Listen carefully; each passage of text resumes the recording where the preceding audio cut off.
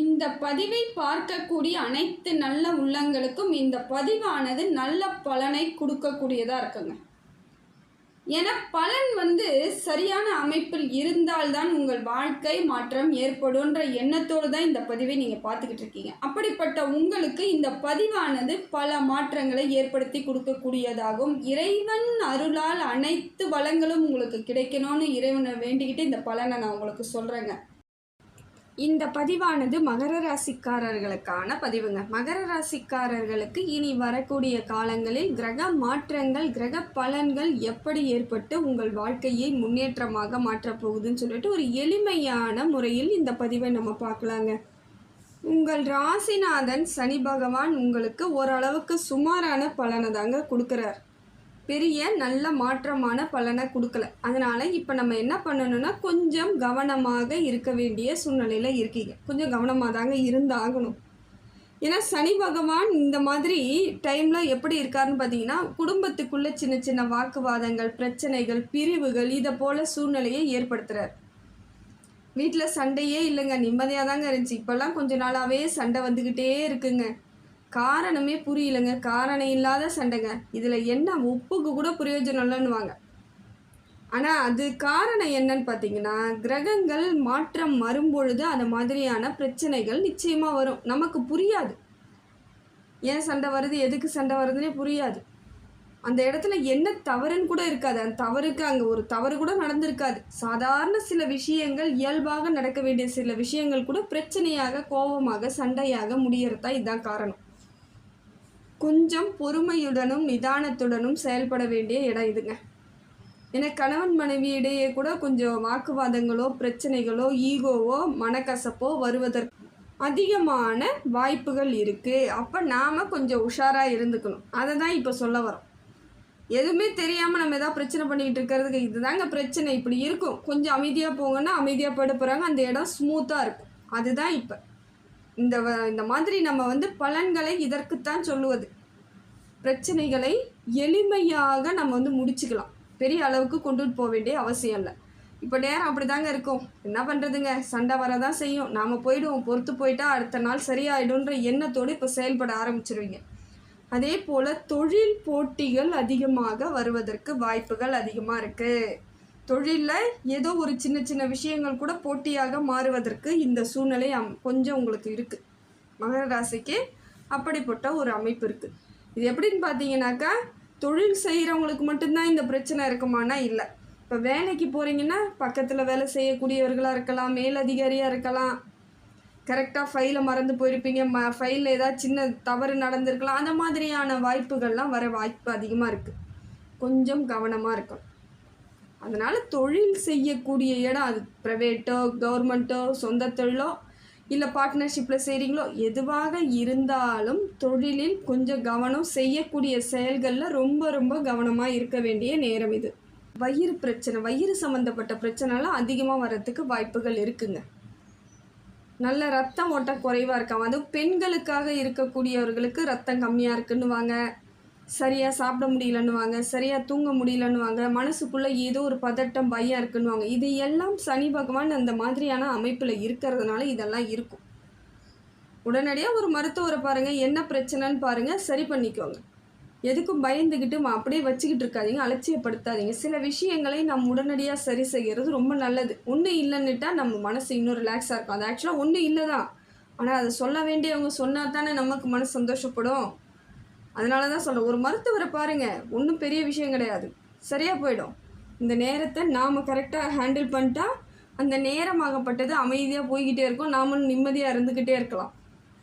அதே போல் எங்கேயும் வாக்குறுதிகளை கொடுக்காதீங்க. அது குடும்பமாக இருந்தாலும் சரி, மனைவியாக இருந்தாலும் சரி, கணவனாக இருந்தாலும் சரி, குழந்தைகளிடம் கூட வாக்குறுதி கொடுக்காதீங்க. குடும்ப உறுப்பினர்கள்கிட்ட, உறவுகள்கிட்ட, நண்பர்களிடம் எந்த சூழ்நிலையும் என்னால் முடியும், நான் செய்கிறேன் அப்படின்னு வாக்குறுதிகளை கொடுக்காதீங்க.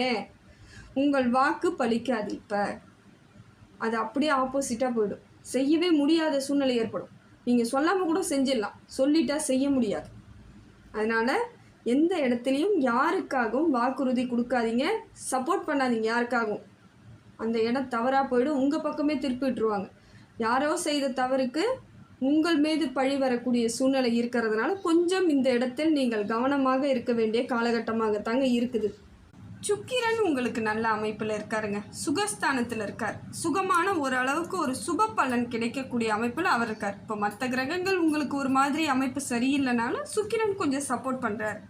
இது ஒரு நல்ல ஒரு அமைப்பு தாங்க. திருமண வாழ்க்கையில் கொஞ்சம் நெருடல்கள் இருந்தால் கூட பிரிவை வராத அளவிற்கு சுக்கிரன் பார்த்துக்கிறார். வெள்ளிக்கிழமை தோறும் நீங்கள் அம்மனுக்கு வழிபாடு செய்து வாங்க.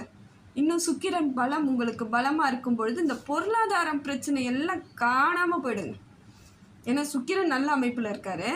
அம்பாள் வழிபாடு செய்யும் பொழுது இன்னும் பலன் பல மடங்கு ஆகும். இல்லைன்னா குலதெய்வத்தினுடைய வழிபாடு செய்யுங்க.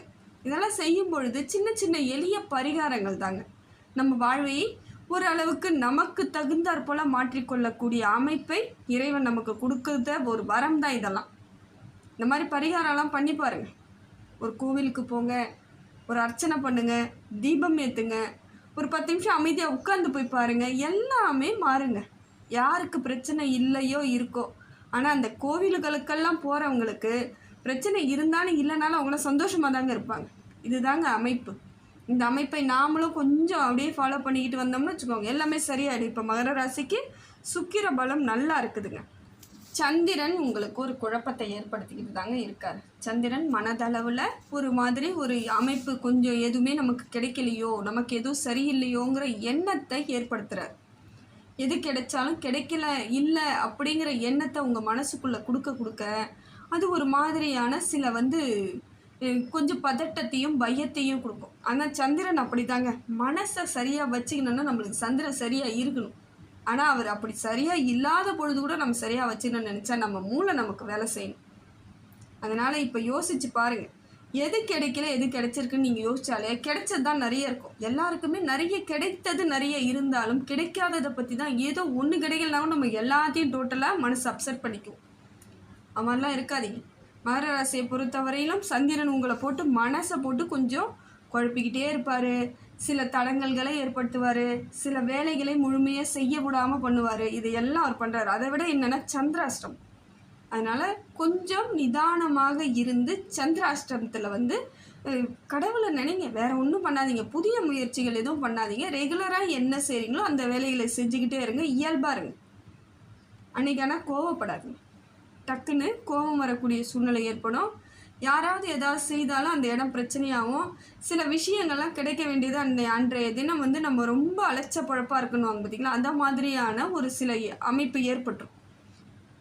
தேவையில்லாத வேலை பளு வரும், உடலில் ஏதாவது பிரச்சனை இருக்கும், நல்லா இருக்கிற மாதிரி இருக்கும், திடீர்னு பார்த்தா மனசுக்குள்ளே பயம் வரும். இது எல்லாம் அந்த சந்திர அஷ்டமம் நமக்கு கொஞ்சம் கஷ்டத்தை தான் கொடுக்கும்.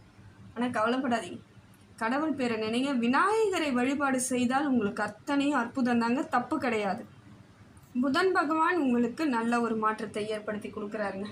நிறைய யோசிக்க சொல்கிறாரு. இப்போ உங்களை எந்த முடிவையும் எடுத்த கவுத்தன்னு செய்ய மாட்டீங்க, செய்யாதீங்கன்றார். முதல்ல எதாக இருந்தாலும் சிந்திக்கலாம் அப்படிங்கிற எண்ணத்தை அவர் கொடுப்பார். நிறைய யோசிப்பீங்க, நிறைய தீர்க்கமான முடிவுகளை எடுப்பீங்க. கரெக்டான முடிவுகளை எடுக்கக்கூடிய காலமாகவும் மகர ராசிக்கு இந்த காலம் அமையுதுங்க. சில முக்கியமான முடிவுகளை எடுப்பீங்க. ரொம்ப நாளாக குழப்பிக்கிட்டே இருந்த சில விஷயங்கள்லாம் கூட இப்போ உங்களுக்கு சாதகமான பலன்களை கொடுக்கக்கூடியதாக இருக்குது. அதே போல் இடம் வாங்கிறது, இடம் விற்பது, இல்லை வீடு கட்டுவது, வீடு வாங்கிறது, அந்த மாதிரி ஏதாவது எண்ணங்கள் இருக்குன்னா அதுக்கெல்லாம் தீர்க்கமாக முடிவெடுக்கக்கூடிய காலகட்டம் இது. கரெக்டாக எடுங்க. நீங்கள் முடிஞ்ச வரைக்கும் எல்லாத்தையும் சிந்தித்து ஆலோசனை பண்ணி செய்யணும். மனசை எந்த விதத்துலையும் மனசுக்கு ஆசைப்படுறதா செய்யாதீங்க. புத்திசாலித்தனமாக சில முடிவுகளை யோசித்து செஞ்சால் மட்டும்தாங்க ஜெயிக்க முடியும். மனசு எல்லாத்தையும் தான் கேட்கும். அதை செய்யலாம், இதை பண்ணிடலாம், அப்படியே வில்லா வளைக்கலான்னு கூட சொல்லும். ஆனால் அறிவுபூர்வமாக யோசிச்சு பாருங்கள், எந்த அம்பையும் வில்லா வளைக்க முடியாதுன்னு அது சொல்லிடும். அப்போ நம்ம தீர்க்கமான முடிவுக்கு வந்துடுவோம். அதனால் முடிஞ்ச வரைக்கும் உங்களுக்கு உரியதை நீங்கள் சரியாக எடுத்துக்கிட்டு போகணும்னு நினச்சிங்கன்னா புத்திசாலித்தனமாக உங்கள் புத்தியை பயன்படுத்தி வெளியே வாங்க. எல்லாமே நல்லபடியாக அமையும். அதனால் இப்போ புதன் பகவான் உங்களுக்கு ஆலோசனையெல்லாம் நல்லா தராரு. பொன் பொருள் சேர்க்கை உங்களுக்கு கிடைக்கக்கூடிய பாக்கியமும் கொடுக்குறாரு. புதன் பகவானால் உங்களுக்கு இந்த மாறுதல் ஏற்படுது. அதே போல் படிக்கக்கூடிய பிள்ளைகள் நல்லா படிப்பீங்க. கும்பராசியில் புதன் பகவான் உங்களுக்கு அந்த அளவுக்கு சப்போர்ட் பண்ணுறதுனால படிப்பின் மீது ஆர்வம் நிச்சயமாக வரும். புதன் பகவான் மூலமாக வருது. ஆனால் சனி பகவான் அந்த புத்தியெல்லாம் கொடுக்காம தான் பண்ணுவார். இருந்தாலும் புதன் பகவான் உங்களுக்கு சப்போர்ட் பண்ணுறாரு. உங்கள் ராசிநாதன் தான் கொஞ்சம் உங்களுக்கு சில ஏடாகுடமாக இருக்காரே ஒசரம், புதன் உங்களுக்கு நல்ல அமைப்பில் இருக்காருங்க. வண்டி வாகனத்தில் செல்லும்பொழுது கொஞ்சம் கவனமாக போங்க. ஆனால் வண்டி வாகனம் வாங்கக்கூடிய அமைப்பு இருக்குது, அதில் போகும்பொழுது கொஞ்சம் நிதானமாக போகிறதுக்கு முயற்சி பண்ணுங்கள். எல்லா விஷயத்துலையும் கண்ணும் கருத்துமாக இருங்க, வேறு ஒன்றும் வேணாம். எவ்வளோக்கு எவ்வளோ உஷாராக இருக்கணுமோ இருக்கணும். ஏன்னா எவ்வளோ தான் பட்டாலும் சிலர் வந்து என்ன பண்ணுவாங்கன்னா அந்த அலட்சியத்தோடு தான் காலத்தை கடத்துவாங்க. இன்னைக்கு டைம் சரியில்லை, எது பேர்லேயோ பழியை போட்டுட்டு காலத்தை கடத்துறவங்க நிறைய பேர் இருக்காங்க. ஆனால் நாம் சரியில்லைன்னு என்றைக்கு தோணுதோ அன்றைக்கி எல்லாமே சரியாயிடுங்க. அதனால் எல்லா இடத்துலையும் கண்ணும் கருத்துமாக இருக்கணும், ஆலோசனை பண்ணணும், அலட்சியப்படுத்தக்கூடாது. பொறுப்பாக இருந்தால் எந்த பிரச்சனையும் பெருசாக ஆகாதுங்க. மகர ராசியை பொறுத்த வரையிலும் இந்த காலகட்டம் ஒரு நல்ல அமைப்பில் இருக்குது, நல்லா இருக்குது. நீங்கள் உங்களுடைய சரியான வழிவகையை ஏற்படுத்திக்கிட்டு குலதெய்வ வழிபாடு உங்களுக்கு பலன் தருது, ஹனுமன் வழிபாடு உங்களுக்கு பலன் தரும், விநாயகர் வழிபாடு பல மடங்கு பலன் தரும். அதே போல் 11 தேங்காய் வந்து கட்டி எடுத்துகிட்டு போய் திங்கட்கிழமையில் போட்டுவாங்க விநாயகருக்கு. உங்களுக்கு அவ்வளவு சீக்கிரம் எல்லாமே எளிமையாக கிடைக்கக்கூடிய அமைப்பை உங்களுக்கு விநாயகர் கொடுப்பார். விநாயகர் மட்டும்தாங்க நிறைய பேருக்கு எல்லா நல்லதையும் செய்யறதுக்கு அவர் தாங்க இருக்கார். முதல் கடவுள் அவர். அதுக்கப்புறம் நம்ம எல்லா தெய்வத்தையும் வேண்டுங்க, அது ஒன்றும் தப்பு கிடையாது. அதனால் இப்போ பார்த்தீங்கன்னா உங்களுக்கு இறைவனோட அனுகிரகம் வேணும் அப்படின்னு நினைக்கக்கூடியவர்கள் இறைவனை கெட்டியமாக பிடிச்சிக்கணுன்றவங்க விநாயகரை ஃபஸ்ட்டு பிடிச்சிருங்க, ஹனுமனை பிடிச்சிக்கோங்க.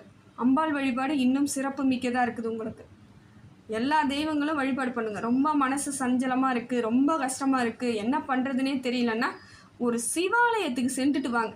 அது எந்த சிவாலயமாக இருந்தாலும் பரவாயில்ல, ரொம்ப தூரம் போய் தான் போனாலும் போங்க, பக்கத்துலேயே இருக்குங்க, வீட்டு பக்கத்துலேயே நான் அங்கே போகிறேங்கன்னா போங்க.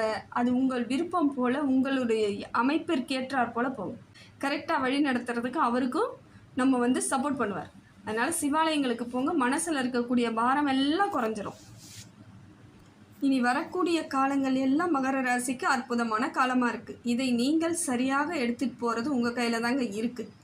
இறைவனோட அனுகிரகம் முழுமையாக இருக்குது, பார்த்துக்கோங்க. கொஞ்சம் நிதானமும், பேச்சில் நிதானம் வேணும், பொறுமை வேணும், அமைதி வேணும். சூழ்நிலையை அடாப்ட் பண்ணிக்கோங்க. இருக்கக்கூடிய சூழ்நிலை எப்படி இருக்குன்னு அதற்கு தகுந்தா போல் அடாப்ட் பண்ணி போனீங்கன்னா எல்லாமே சாதகம் தாங்க, பயப்பட தேவையில்லை, வெற்றி தான். இனி வரக்கூடிய காலங்களை உங்களிடம் எல்லாமே ஒப்படைக்கிறேங்க. இப்போ நான் கிரகங்கள் எப்படி இருந்தால் நீங்கள் அதை எப்படி ஹேண்டில் பண்ணுறீங்களோ அது உங்களுக்கு சாதகமான பலனை கொடுக்குது.